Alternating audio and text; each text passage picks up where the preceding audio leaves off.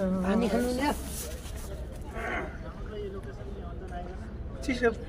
खामला नि हजुर मेरो नेपाली दाजुभाइहरू हुनुहुन्छ मैले यसो भाइलाई हेरेको नेपाली बोल्नुभयो र मैले मागेको नत्र मैले जो पाइयो मैले मागेको नेपालीहरू छ भने घर पठाउँ घर जान दिँदैन बङ्गालीहरूमा भागेको भागै छ यस्तो गलत गरिदियो मलाई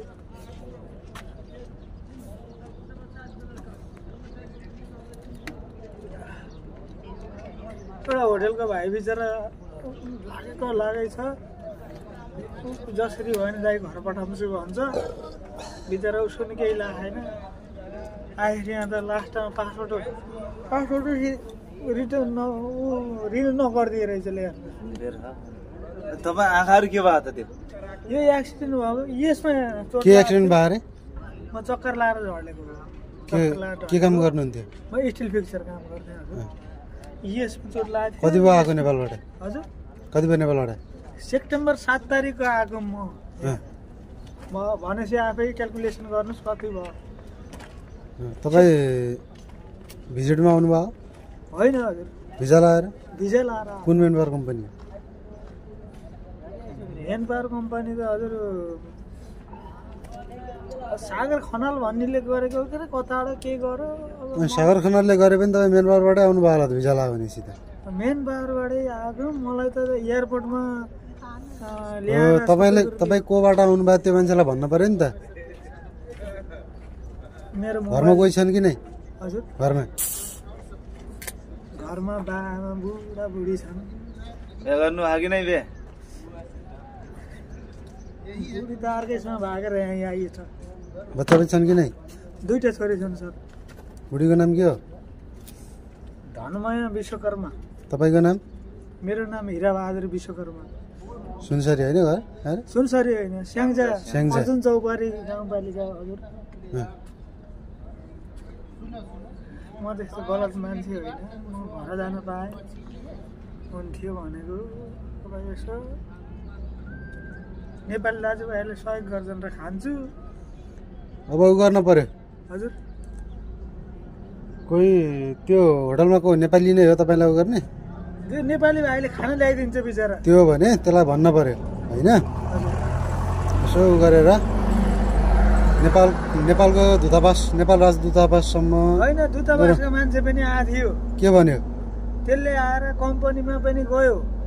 कम्पनीमा गएको अरबाब नआइसँग हुँदैन भन्ने कुरो भयो अनि त्यही भएर म यसै झुङ्गिएर बसेँ यसो नेपालीहरूले केही दियो भने खान्छु नत्र जान रक्सी त खानुहुन्न भात खाने पैसा हुँदैन पैसा राख्नुको जहाँ राख्नु पैसा अनि दिएको पैसा जम्मा गर्नु भएको छ दिएको पैसा 10 रुपियाँ 5 रुपियाँ दिन्छन् भात खाँदा ठिकै हुन्छ भात अर्कोले फ्रीमा दिन्छ भन्नुभयो होइन कहिले कस्तो भाइले पैसा नहुँदा ल्याइदिने हो पैसा नहुँदा ल्याइदिने हो त्यो भाइले नत्र मैले आउनु न यहाँ मैले त्यसै रक्सी खाएर बस्दिनँ अहिले हजुरले दिनुभयो नि 10 रुपियाँ यसको अब 2 साग भात खान्छु मैले 2 साग भात खान्छु सिद्धिन्छ नै यहाँ त दाइको यहाँ कहानी सुनाउँ न एकछिन आउनु न यहाँ के बता होइन मैले त्यस्तो गलत गर्दिनँ हजुर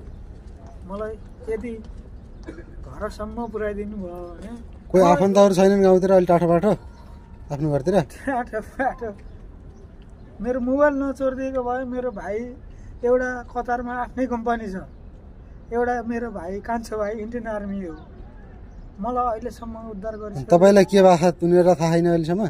अहिलेसम्म उनीहरूलाई थाहा छैन घरको नम्बर छ घरको नम्बर एउटा लिस्टमा राखेको थिएँ नेपालको परिचय पत्र के अरे नागरिकता सबै आइडीको फोटोकपी सबै राखेर सब चोरिदिए तपाईँको नाम भन्नु त पुरै नाम मेरो हिराबहादुर विक हो हिराबहादुर विक घर कहाँ स्याङ्जा होइन अर्जुन चौपारी गाउँपालिका दरौँ मुसुरबारी हो मेरो घर हेर्नुहोस् मैले त्यस्तो झुट बोलेर गर्दिनँ तपाईँ बुवाको नाम के हो मेरो लालबहादुर विश्वकर्मा हो मेरो बाबाको नाम आमाको तर लाउरे भनेर चिन्छन् मेरो बाबालाई आमाको नाम मेरो आमाको नाम सन्तकुमारी विक भाइ इन्डियन आर्मी होइन भाइ कान्छो भाइ इन्डियन आर्मी हो भाइको पदम नाम? बहादुर विक हो एसकिस सिनियर भनेर फेसबुकमा नाम राखेछ अर्को भाइको अर्को नाम चन्द्रबहादुर विक हो हजुर अनि तपाईँको भाइ इन्डियन आर्मी अर्को भाइ मलेसियामा आफ्नै कम्पनी भएको होइन कतारमा हो कतारमा आफ्नै कम्पनी भएको आफ्नै मान्छे ट्याक्सी चलाएको है अहिलेसम्म तपाईँ कन्ट्याक्ट बिन नहुँदा कसैले खोजा छैन नि त तपाईँलाई होइन मेरो मोबाइल नहराएको भए म घर गइसक्थेँ हजुर नै मोबाइल कति भयो कन्ट्याक्ट बिन भएको घर कन्ट्याक्ट बिन भएको त अब तपाईँको चाहिँ नि 1 तारिकबाट हो त्यहाँबाट कन्ट्याक्टमा छैन म कहिलेको 1 तारिक रे यो 1 तारिक यो 1 तारिक यो 1 तारिक हजुर 1 तारिक त 10 दिन त भयो त होइन 10 दिन भयो कन्ट्याक्ट नभएको घरमा हजुर तपाईँ एक्सिडेन्ट परेको कति भयो म एक्सिडेन्ट परेको त 2 महिना भयो। अनि 2 महिनासम्म घरतिर गएर आइज घरतिर हामी पैसा घरबाट पठाउँछौँ भनेन 2 महिना त सर मैले यहाँ यताउता तलास गर्दा गर्दै कानुनसित लड्दै यो भयो क्या मैले सोचेँ किन घरलाई टेन्सन दिनु किन भन्ने कुरो भयो लास्टमा अब नसक्ने अवस्था भएपछि अनि तपाईँलाई चाहिने त घर होला त तपाईँ यतैतिर केस लड्न चाहनुहुन्छ कि घर जान चाहनुहुन्छ म अब घर जान चाहेर त्यही भएर एमबिसीलाई फोन गरेर पुलिसलाई फोन गरेर बोलाएर काम गरेको छु अनि एउटा होटेलको भाइले बिचरा त्यसले पनि कन्ट्याक्ट यता एमबिसीलाई फोन गरिदिएछ अनि एमबिसीले मान्छे आए स्याङ्जा समाजको मान्छे आए अनि त्यहाँबाट कहिले पठाउँछु भनेको छन् खै अब कहिले पठाउँछन् अब पासपोर्ट रिन्यू गर्नु पऱ्यो नभए 24 घन्टे पासपोर्ट बनाउनु पऱ्यो अनि त्यहाँबाट पठाउनु एउटा आँखाको कमजोरीले गर्दा अर्को आँखा पनि कम देख्न लाग्यो यस्तो गाह्रो गर्नु पऱ्यो यसो नेपाली दाजुभाइहरूले दियो भने खाएको छु नत्र त्यत्तिकै भयो त्यसो भए धेरै दुःख पाउनु भएछ 2 घरदेखि आएको कति भयो घरदेखि आएको हजुर घरदेखि आउनु भएको कति भयो सेप्टेम्बर 7 तारिकको मेरो फ्लाइट भएको कहिले 2024 को 2024 कि 23 2024 सेप्टेम्बर 7 तारिकको मेरो फ्लाइट भएको अहिले अब हजुरले हिसाब गर्नुहोस् मैले त आजभोलि त एउटा मान्छेलाई दुईटा देख्न लाग्छु 6-7 महिना भयो म चाहिँ अन्त कहाँ सुत्नुहुन्छ अरे त त्यो कम्पनी बाहिर सुत्छु हजुर कहिले म दिउँसोमा यहीँ हुन्छु यो दरखमै हुन्छु यतै बस्छु नेपालीहरू आउँछन् कोही 1-2 रुपियाँ दिन्छ हो र ल ठिक छ हामी पनि यहाँ भर्खर आएको नयाँ छौँ अझै खासै चिन्जान छैन क्या हाम्रो पनि मेरो भाइहरू यहाँतिर मेरो ठिक छ दादाहरू हामी पनि कतैतिर यसो कुरा गरौँला कसैसँग भनेर मलाई काठमाडौँसम्म पुऱ्याइदियो पनि म काठमाडौँ पुगेपछि त म घर जान्छु कि ल ठिक किन छ भन्नुहुन्छ भने काठमाडौँ पुगेपछि आफ्नो मान्छेहरू छन् आफ्नो मान्छेहरू खानमा गएपछि अनि त्यहाँबाट काठमाडौँबाट 100 रुपियाँ 1000 रुपियाँ भाडा लाग्छ 1000 रुपियाँ अरू बाबुको नाम थाहा छ हजुर अरू बाबुको नाम थाहा छ बङ्गाली हो के अरे अब नामै थाहा छैन त नि मलाई त्यही भएर त यस्तो भयो मैले पुलिसलाई के भनेको छ अहिले कम्पनी बन्द भयो भन्नुभयो होइन कम्पनी त 3 जना केटाहरू थियो 3 जना केटाहरू घर गए म 4 जना हो तपाईँलाई पठाइदियो अन्य त घरमा के भन्यो मलाई घर पठायो भने क्या मैले एक्सिडेन्ट भइदियो अनि यस्तो भएपछि अनि पुलिसले पनि आँखा देख्नुहुन्छ नि यो आँखाले अलि देख्छु यो आँखाले देख्दिनँ यो आँखाले अलि देख्छु घोचिएको आँखामा यस्तै ढलेको झराममा ढलेको यसमा चोट थियो यसको चोट ठिक भयो मैले मेडिसिन गरेँ यसको चोट ठिक भयो यो फुत्के थियो यो पनि ठिक भयो आँखा ठिक भएन क्या अनि आँखाको दबाई मलाई पनि गर्नुहुन्न होला है होइन यस्तो मैले पानी हाल्ने बित्तिकै यो आँखा चरचराउँछ यो आँखा यस्तो पोल्छ कि चरचर गर्छ कता छटपटाउने जस्तो हुन्छ यसो हातसात मैले यसो बिहान बेलुका हातसात पखाल्छु यताको चाहिँ पखाल्छु है अनि यो चाहिँ पखाल्दिनँ यस्तो अन्त मेरो भाइहरूलाई थाहा भयो मेरो भाइहरू म गइसक्थेँ मेरो भाइ भाइको नाम के छ अरे फेसबुकमा एसके सिनियर हो एउटाको चन्द्रबहादुर विक हो चन्द्रबहादुर विक हजुर एउटा एसके सिनियर भनेको इन्डियन आर्मी हो उसलाई थाहा हुने बित्तिकै जसरी भयो भने उसले पैसा खर्च गरेर भयो भने निकाल्छ मलाई म त साह्रै गाह्रो पऱ्यो हजुर यस्तो दुःख कसैलाई नपरोस् विदेशमा मर्न चाह्यो भने यदि मऱ्यो भने नि आमाको पेटमा गएर एकचोटि आमाको खुट्टा छोएर मर्न पायो हुन्थ्यो भनेर पैसा राख्नु त कसैले चोर्दा चोर्दिन्न नि फेरि पैसा मेरो 2 रुपियाँ पनि चोरिदिन्छन् बिस्कुट दिन्छन् कसैले यहाँ राख्छु बिस्कुट पनि चोरिदिन्छन् यार यस्तो मान्छेहरू छन् पकेटमा हाली राख्नु बिस्कुट चोरिदिन्छन् पैसा चोरिदिन्छन् कपडाहरू छ कि नै लगाउनेहरू कपडाहरू पनि यो पनि अर्कैले दिएका तपाईँको आइडी छ छैन होला आइडी पनि कम्पनीले राखेको छ अर्बाबले राखेछ आइडी पनि यस्तो हो भएर पो हो भयो हजुर म त साह्रै गाह्रो परेको मेरो स्याङ्जा अर्जुन चौधरी गाउँपालिका 6 नम्बर वडा हो घर जान पाए हुन्थ्यो हजुर लाउनु यो डिउ खानु डिउ हजुरहरूलाई जय जय होस् पशुपतिनाथले हजुरहरूलाई रक्षा गरून् खानुहोस् चिसो पशुपतिनाथले हजुरहरूलाई रक्षा गरून् है हजुर मेरो भगवान्